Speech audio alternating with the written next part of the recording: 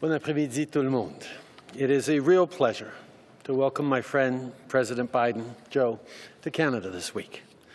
Bienvenue au président américain au Canada. Nous avons eu la possibilité de parler finalement du progrès qui a été fait pour renouveler le partenariat entre nos deux pays. C'est un plan qu'on a présenté après la sermentation de Joe Biden.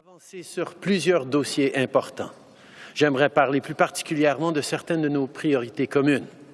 Faire croître la classe moyenne, renforcer l'économie et rendre la vie plus abordable pour les gens. Lutter contre les changements climatiques et protéger l'environnement et protéger nos citoyens et nos valeurs. In this serious time, c'est un moment où il y a beaucoup de défis.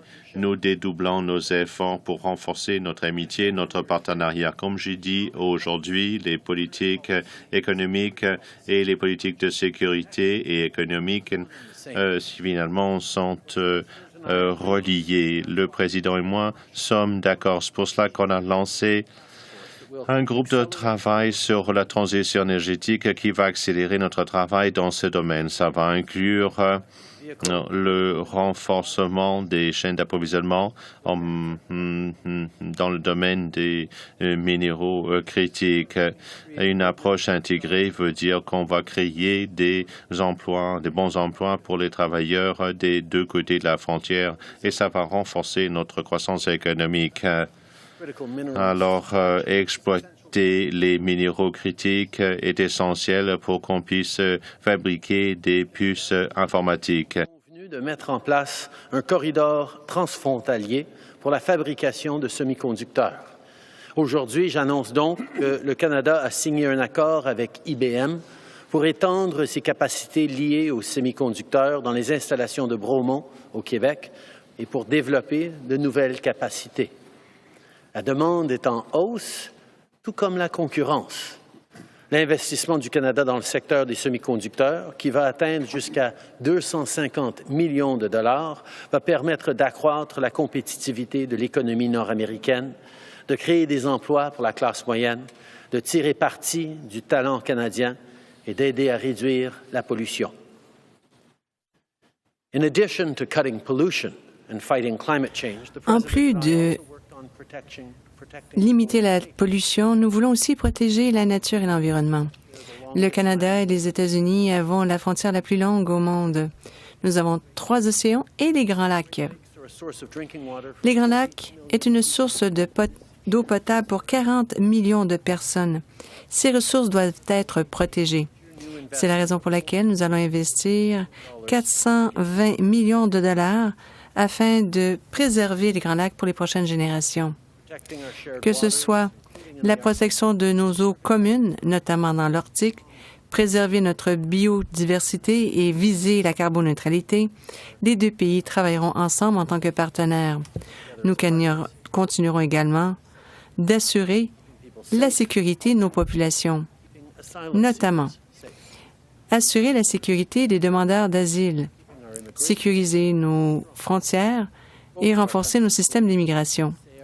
Nos deux pays croient qu'il est bien d'avoir un système d'immigration ordonné et sécuritaire. C'est la raison pour laquelle nous allons mettre en l'entente sur les tiers pays sûrs seront principalement pour les points officiels d'entrée. À partir de minuit ce soir, les agents frontaliers et les services de police renforceront l'entente et renverront les demandeurs d'asile vers le poste frontalier le plus près.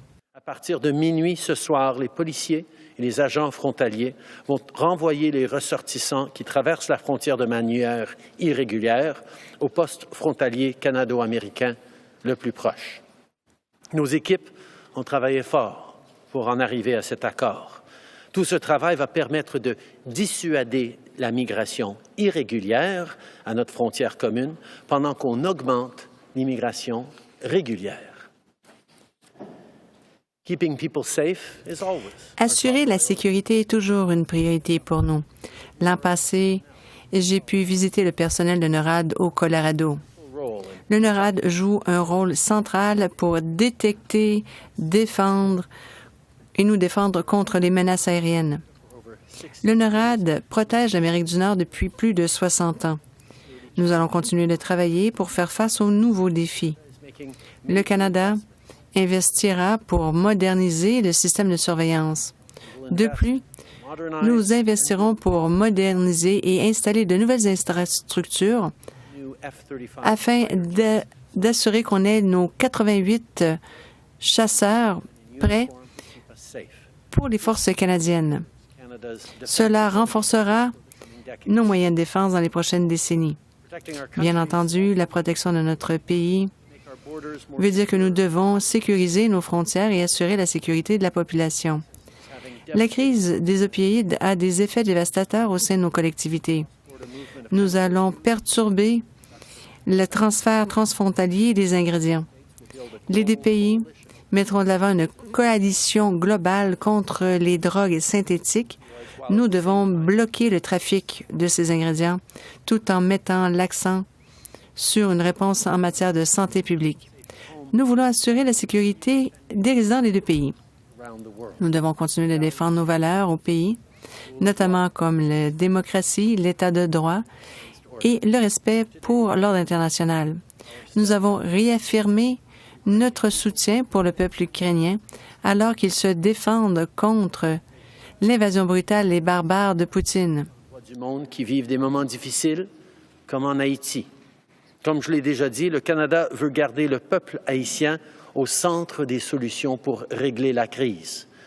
Aujourd'hui, j'annonce que le Canada va investir 100 millions de dollars supplémentaires pour offrir un meilleur soutien policier à la Police nationale d'Haïti. On va aussi imposer des sanctions additionnelles à 2 autres membres de l'élite haïtienne qui profitent de la violence et de l'insécurité. On est déterminé à accroître le soutien international offert au peuple haïtien, y compris avec de l'aide humanitaire. Le président Biden et moi, nous avons eu des rencontres très productives. Comme je l'ai dit un peu plus tôt, nos mesures économiques sont aussi des mesures climatiques, qui sont aussi des mesures de sécurité. Le président reconnaît l'urgence d'agir sur tous ces fronts. Monsieur le Président, la dernière fois que nous sommes rencontrés dans cette salle, vous étiez le vice-président. Et on faisait face à des défis. En fait, c'était des relations un peu difficiles. Je dois dire qu'avec nos conversations de l'époque et le travail qu'on a pu effectuer au cours des 2 dernières années, cela a vraiment été un honneur de pouvoir travailler avec vous pour le bien des Canadiens et des Américains et le fait que nous pouvons avoir une incidence positive dans les moments si incertains. Votre discours devant le Parlement, il y a de ça quelques instants, était rempli d'espoir, d'optimisme. Vous croyez en caractère des gens que vous desservez et on sera capable de relever les défis. Et nous continuerons de le faire comme nous l'avons fait auparavant. Nous allons travailler côte à côte, comme alliés et comme amis, afin de préparer un meilleur avenir pour les Canadiens et les Américains. C'est toujours un plaisir d'être à vos côtés, de travailler avec vous. Et maintenant, c'est mon plaisir de vous donner la parole. Merci, Monsieur le Premier ministre. Je pense qu'il n'y a pas un défi auquel que nous n'avons pas affronté ensemble. Avant d'expliquer un peu ce que nous avons fait durant notre voyage, mon équipe de sécurité m'a informé qu'il y a eu une attaque en Syrie hier. C'est un groupe militant appuyé par les Syriens ont utilisé un drone pour frapper l'une de nos installations avec des décès. Un de nos citoyens est décédé durant cette attaque.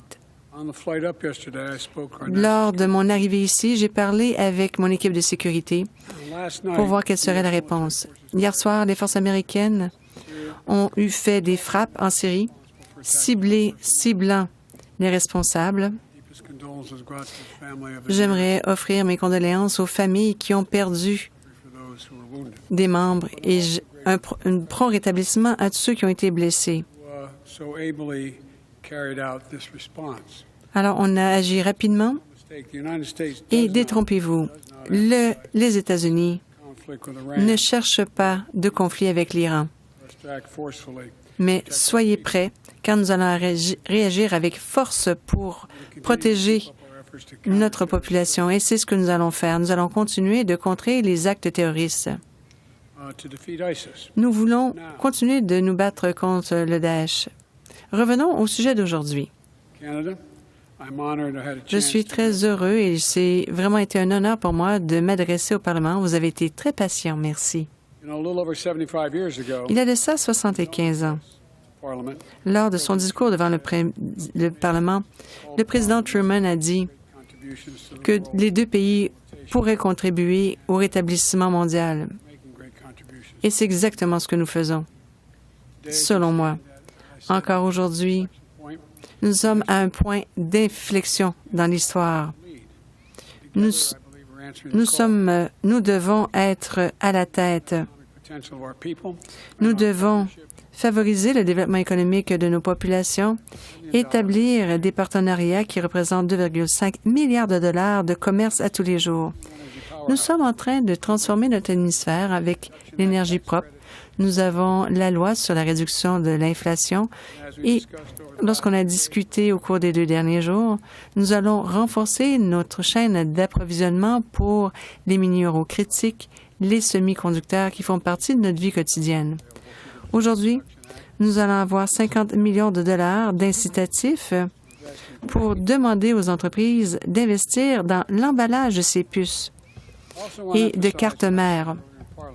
Comme on l'a mentionné un peu plus tôt au Parlement, les deux pays seront toujours l'un aux côtés de l'autre. On le voit avec la modernisation du NORAD. Nous sommes le seul système de commandement binational. Et avec le temps, nous voulons nous assurer de faire face aux menaces. Et on l'a vu au cours des dernières années avec notre soutien pour le peuple de l'Ukraine. Nous allons être là pour les soutenir. Nous allons leur offrir de l'aide militaire ainsi que de les aider avec leur système de défense. Alors que nous accueillons les réfugiés ukrainiens dans cette 2e année de la guerre, nous allons rester unifiés. Nous continuerons de mettre de la pression sur Poutine avec nos sanctions historiques et nous continuerons d'offrir de la formation, de l'équipement, de l'aide humanitaire à l'Ukraine afin qu'ils puissent se défendre contre l'agression russe. Pour terminer, alors que nous améliorons notre collaboration mondiale, nous allons redoubler nos efforts pour perturber la chaîne d'approvisionnement de drogues synthétiques. Nous allons travailler ensemble avec le Mexique et nous allons mettre de l'avant une nouvelle coalition pour lutter contre les opioïdes synthétiques. Nous voulons retirer le fentanyl de nos communautés. Dans notre déclaration que nous avons faite à Los Angeles, le premier ministre en a parlé, nous devons nous attaquer à l'immigration historique dans l'hémisphère. Depuis qu'on a créé des voies d'immigration aux États-Unis, le nombre d'immigrants au sud de notre pays a chuté. Et j'ai demandé au Canada d'avoir un programme semblable. Nous allons avoir une nouvelle voie d'accès pour 15 000 réfugiés. Monsieur le Premier ministre, nous avons toujours été 2 partenaires. Et aujourd'hui encore, nous sommes là. Je sais que les États-Unis peuvent compter sur le Canada. Nous avons du travail historique et nous allons le faire ensemble. Je crois que nous pourrons contribuer grandement. Et en fait, je suis très optimiste par rapport à l'avenir. Ce n'est pas une hyperbole. Nous allons avoir un meilleur avenir pour les Canadiens, les Américains et par conséquent pour l'ensemble de l'hémisphère et le monde entier. Merci. Nous allons passer maintenant aux questions. Délégation américaine. Une question de suivi. Monsieur le Président, allez-y. Josh, allez-y. Monsieur le Président, une question pour chacun d'entre vous. Monsieur le Président, aujourd'hui, vous avez parlé du partenariat entre les deux pays. Le président Xi Jinping était en Russie Il a parlé de leur relation avec la Russie. Selon vous, pourquoi est-ce que d'autres pays continuent de former des partenariats? Et quelle sera l'incidence? Le gouvernement américain a interdit TikTok sur les appareils. Avec ce que vous savez, êtes-vous à l'aise avec l'utilisation de TikTok par les membres de votre famille et vos enfants? Je peux répondre à ma partie de la question? Tout d'abord, dans 10 ans, en fait, en 10 ans, ces deux pays, la Russie et la Chine, ont tenu 40 rencontres. Et je suis en désaccord avec les prémices de votre question. Nous avons accru nos alliances, mais ce n'est pas le cas avec la Chine, la Russie ou d'autres pays. L'OTAN est beaucoup plus fort qu'auparavant, ensemble. Le G7, les 4, l'ASEAN, le Japon, la Corée. Mon personnel me l'a mentionné. J'ai rencontré 80 des dirigeants internationaux depuis mon entrée en fonction. Nous sommes ceux qui ont accru les alliances. Alors, je ne demande pas de répondre nécessairement, mais de façon rhétorique. Êtes-vous capable de me dire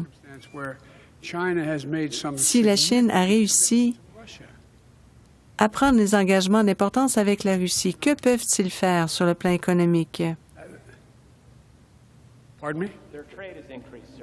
Ils ont accru leurs échanges commerciaux. Mais par rapport à quoi? Alors, je ne prends pas la Chine à la légère, ni la Russie. Mais je pense qu'on exagère un peu la situation. Cela fait près de 3 mois, notamment que la Chine fournira des armes en quantité importante à la Russie. Ils n'en ont même pas parlé. Ce n'est pas le cas. Cela ne veut pas dire qu'ils ne le feront pas, mais ce n'est pas le moment. Ils ne l'ont pas encore fait. Au contraire, l'Occident s'est rassemblé. Regardez avec le groupe des 4, avec l'AUKUS. Alors, prenez ça un peu en perspective. Je prends la question très au sérieux. Et je pense que la situation pourrait s'aggraver, mais il faut avoir un peu de perspective. Nous sommes une coalition unie. Nous, les États-Unis et le Canada. Revenons à TikTok. Nous avons pris la même décision que le gouvernement américain et d'autres gouvernements. Nous pensons que le profil de sécurité n'est pas sécuritaire pour les téléphones du gouvernement. C'est la raison pour laquelle nous avons interdit l'utilisation de TikTok sur les téléphones utilisés par le gouvernement. Josh, vous m'avez posé la question en tant que parent d'adolescents qui utilisent les médias sociaux. À ce sujet, évidemment, je suis préoccupé par la vie privée ainsi que la sécurité. Non. Je sais qu'ils n'accèdent plus à TikTok. Et je vous dirais qu'ils sont très frustrés par rapport à ces décisions. Mais en tant que parents, si on a des adolescents, il faut comprendre à quel point ces enfants vivent en ligne. Ils sont influencés par leurs amis, il y a la pression par les pairs. Alors, c'était le cas lorsque nous étions adolescents. Mais maintenant, il y a la question de la désinformation, des activités malicieuses. Et c'est maintenant en raison des technologies en place. En tant que gouvernement, nous devons faire tout ce qu'il faut pour assurer la sécurité dans la sphère publique, lutter contre les discours haineux et l'incitation à la violence en ligne. Bien équilibrer nos lois. En tant que parent, je parle souvent avec mes enfants de ce qui est en ligne, qui devraient jouer peut-être un peu plus à l'extérieur plutôt que d'avoir le nez collé au téléphone. Et nous continuerons de le faire. Nos préoccupations en matière de sécurité et TikTok, l'accès à l'information que pourrait avoir la Chine, c'est tout simplement un avantage collatérales. Alors, je vous invite à faire de même avec vos propres enfants. Christian Noël de Radio-Canada. Mr. President, bonjour. Monsieur Trudeau, bonjour. J'aimerais vous poser d'abord, s'il vous plaît, une question à propos du chemin Roxham. L'entente était prête depuis 1 an. Pourquoi avoir attendu si longtemps? Et pour les 15 000 migrants que le Canada accepte d'accueillir, pourquoi si peu? Quoi d'autre a-t-on offert aux États-Unis en échange? Merci, Christian. Tout d'abord, on sait depuis longtemps, à un niveau théorique, c'était quoi la modernisation de l'entente sur les tiers pays sûrs qu'on devait amener. On ne peut pas tout simplement fermer le chemin Roxham et espérer que tout se réglerait, parce qu'évidemment, on a une extrêmement longue frontière et les gens chercheraient d'autres moyens de passer, d'autres endroits où passer.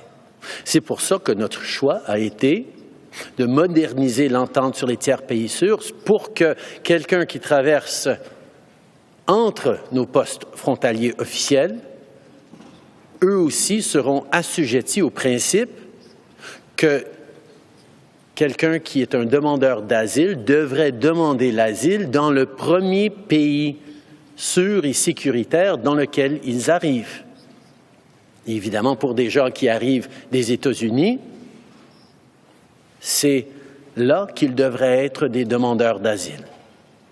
Alors, en utilisant ce moyen d'appliquer uniformément l'entente sur les tiers pays sûrs, qu'on connaissait de façon théorique allait être la solution, mais où ça prend des processus complexes pour gérer nos frontières, et ça a pris un certain nombre de mois avant de pouvoir aller de l'avant avec cette annonce. On a protégé l'intégrité de notre système et on continue de protéger et de vivre nos obligations par rapport aux demandeurs d'asile, mais aussi on est en train de continuer d'être ouvert à des arrivées régulières. On va continuer d'augmenter le nombre de demandeurs d'asile qu'on accepte, particulièrement de l'hémisphère, pour compenser pour la fermeture de ces passages irréguliers. En suivi. Mr. President, this question is for you, but Monsieur Trudeau, sentez-vous bien libre de répondre aussi? Alors, Monsieur Trudeau, sentez-vous libre finalement de répondre? Que le Canada ne fasse pas partie, ne prenne pas un rôle plus grand pour une force multilatérale en Haïti, et qu'espérez-vous qu'il fasse davantage, en plus des 100 000 $ annoncés aujourd'hui? Et M. Trudeau, qu'avez-vous à répondre à ce que va dire M. Biden? Well, no, I'm not disappointed. Look, this is a very, very difficult circumstance. Alors, c'est une situation fort difficile. Alors, comment est-ce qu'on traite la situation à Haïti, finalement, où les gangs, finalement, remplacent le gouvernement? Alors, les gangs, finalement, font la pluie et le beau temps. Alors, le Premier ministre, finalement, a donné une réponse très logique. La meilleure chose à faire, ça prend du temps, c'est de renforcer la capacité des forces policières à Haïti. Alors, ça va prendre un certain temps. Et on est en train d'envisager à ce que l'ONU joue un rôle en Haïti plutôt, mais il ne fait aucun doute qu'il y a une préoccupation très réelle à cet égard parce qu'il y a une population de plusieurs millions à Haïti et la diaspora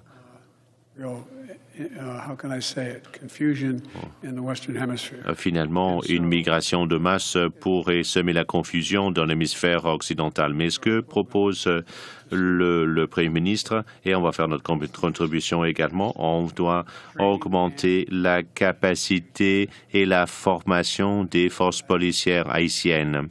Et on va voir si on ne peut pas mobiliser d'autres acteurs également dans l'hémisphère. Et certains pays sont prêts à mobiliser certains efforts. C'est un travail qui est en cours. Les pays occidentaux sont engagés en Haïti pour essayer d'aider à stabiliser, à redonner du lustre à la perle des Antilles. La réalité, c'est qu'on est en train encore de voir une situation atroce qui impacte à tous les jours la vie, la sécurité du peuple haïtien. Nous nous devons d'agir, mais nous devons d'agir de façon à garder le peuple haïtien au centre de la sécurité et des institutions que nous allons et nous devons rebâtir. C'est pour ça que notre approche, sur laquelle on travaille main dans la main avec les Américains, est tout d'abord de renforcer la capacité de la police nationale haïtienne d'amener un peu plus de stabilité, de paix, de sécurité dans les rues de Port-au-Prince. C'est pas pour demain, ça va prendre du travail de longue haleine, mais on va être là pour appuyer la capacité de la police nationale haïtienne. Mais en même temps, nous devons reconnaître qu'une partie de l'instabilité, de l'insécurité qui se passe en Haïti, c'est à cause des élites haïtiennes qui, depuis trop longtemps,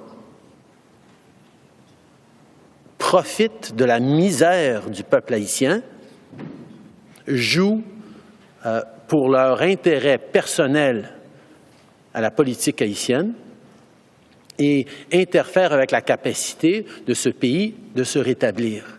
C'est pour ça que nous allons de l'avant avec des sanctions. Nous allons continuer de travailler pour mettre de la pression sur les élites et la classe politique haïtienne pour être responsables, pour une fois, non de la détresse du peuple haïtien, mais du bien-être du peuple haïtien. Et sur cela, nous allons continuer de travailler ensemble, mais nous comprenons très bien à quel point c'est une tâche importante et énorme. Mr. President, over to you. Can I follow up with one point on Haiti? J'aimerais faire un suivi sur Haïti. About military force Toute décision concernant des forces militaires be done in consultation with devrait être prise en consultation avec les Nations unies, ainsi qu'avec le gouvernement haïtien. off the table, but that is not. C'est encore une option, mais ce n'est pas une que nous examinons à l'heure actuelle. Jordan? Prochaine question, Jordan. Thank you, Mr. President. Some on Wall Street have expressed Wall frustration Street that it's s'est unclear dit what frustré. your administration is willing to do to resolve Est-ce que the votre banking crisis. administration va en faire davantage pour résoudre la crise bancaire? So, Les how marchés sont confident perturbés. are you the problem is contained and Êtes-vous confiant qu'on a déjà réussi à contrôler le problème? Quelles autres mesures pouvez-vous mettre en place pour assurer You ever la know sécurité Wall des Street dépôts? procrastination? Number one. Look, I think we've done a pretty Je damn pense good qu'on a job. fait un assez bon travail. Savings are secure. Les dépôts, les économies de la population sont en sécurité. FDIC is guaranteed. them. La American taxpayers FDIC garantit les contribuables n'auront pas à débourser. Les banques sont en bonne position. Ce qui se passe en Europe découle directement de ce qui s'est passé aux États-Unis. is if we find that Si jamais more instability than il y a appears, plus d'instabilité que nous ne le percevons pour maintenant, nous sommes bien positionnés à la FDICU above de garantir les 250, prêts like they did already. au-dessus de 250 comme on l'a fait It's going to take a little while auparavant. for things to just calm down, but I don't Je pense see, qu'il faudra quelques jours avant que les choses but I se stabilisent, mais je ne pense pas que nous soyons face à une situation explosive. Size banks have to be able to survive. Il y a des banques de taille moyenne, elles doivent survivre et elles réussiront. Prime Minister, Monsieur le Premier ministre, question. Canada in Les electric États-Unis ont vehicles inclus dans la subvention pour les véhicules électriques But the IRA et also que c'est raises inclus some dans la loi sur la réduction de l'inflation. for Canada. Mais President Biden supports Buy American provisions very le strongly. président Biden soutient le programme de Buy America. Cela crée certaines tensions. Your budget to keep Avez-vous up. quelque chose dans votre budget Are you asking the US pour government for avoir des mesures comparables? Allez-vous demander des exemptions First of all, aux États-Unis? there's nothing new Réponse. about Canada having to make sure that we remain competitive. Le Canada doit s'assurer de rester concurrentiel avec les États-Unis. Ce n'est pas une nouveauté. Nous le savons depuis longtemps. C'est une compétition amicale, ce qui nous a permis de croître dans les deux pays. Right now, we're in a time À l'heure actuelle, talked about it as an et inflection Joe en point. a parlé, nous sommes dans un point d'inflexion et c'est tout à fait vrai. Global economy shifting On voit l'économie globale se transformer towards vers des technologies à faible émission de carbone, des technologies plus propres, de bons emplois en ressources naturelles dans le secteur manufacturier également.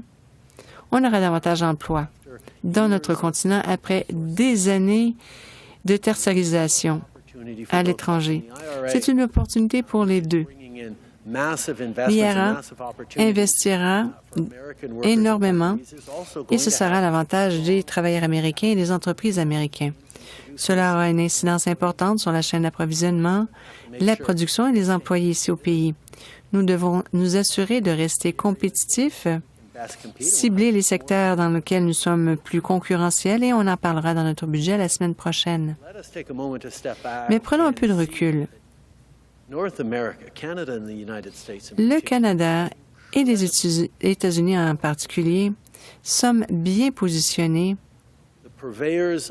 pour être le fournisseur principal de solutions ainsi que de stimuler la croissance, notamment des économies qui auront besoin de carboneutralité dans les prochaines années.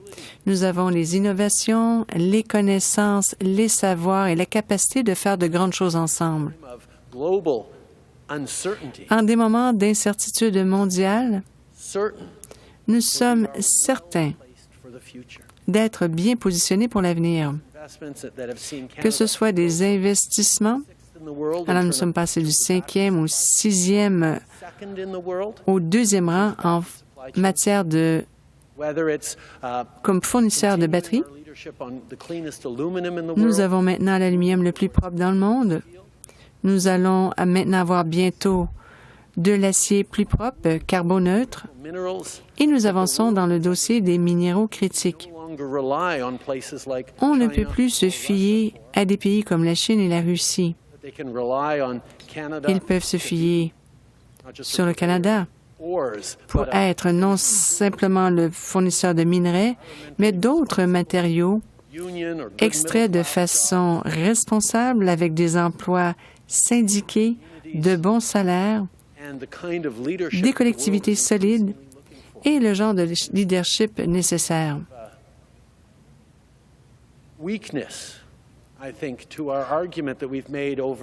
Au cours des dernières décennies, on disait qu'en tant que démocratie occidentale, notre modèle était le meilleur et que cela menait à la prospérité.